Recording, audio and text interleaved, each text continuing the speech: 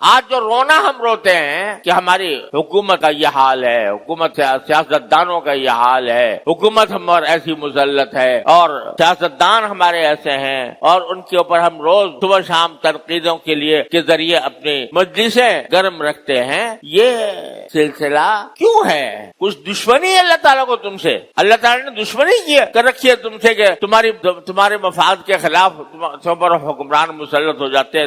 یہ اس لیے ہے کہ وَلْيَسْتَجِيبُوا لِي کے اندر جو مطالبہ تھا تم سے، تم نے وہ مطالبہ پورا نہیں کیا۔ تم حکومت کو تو تنقید کرتے ہو، لیکن ذرا اپنے بھی گریبان میں منہ ڈال کر دیکھ لو کہ اگر کسی ناجائز طریقے سے تمہارے پاس پیسے آ رہے ہوں تو گریبان منہ ڈال کر دیکھو کہ کسی غلط طریقے سے پیسے آ رہے ہو، اگر 1 لاکھ روپے کسی طرح مل رہے ہوں تو کیا پھر بھی تم اپنے آپ کو اس سے بچاتے ہو، یا یہ کہ اسے 1 لاکھ کے لالچ میں مبتلا ہو جاتے ہو؟ یعنی ایسے معاملات میں ہمارے ہاں دھوکے ہو رہے ہیں اور لوگوں کے پیسے بٹورے جا رہے ہیں کہ جس کا کوئی حد و حساب، دھوکہ فریب پھیلا ہوا ہے۔ وہ جھوٹ بول کر ہو، بہتان لگا کر ہو، کسی طرح ہو، پیسہ میری جیب میں آنا چاہیے، ایسے لوگ اقدامات کرتے ہیں۔ تو جب تمہارا یہ حال ہے کہ تم پیسے کے پوت بنے ہوئے ہو، پیسہ ہی تمہارا خدا ہے، پیسہ ہی تمہارا معبود ہے، پھر کیا کہتے ہو کہ میرے اوپر حکمران مسلط ہیں، وہ کرپٹ حکمران ہیں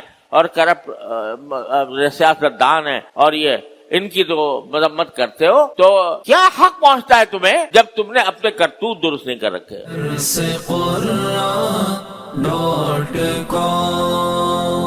www.darsequran.com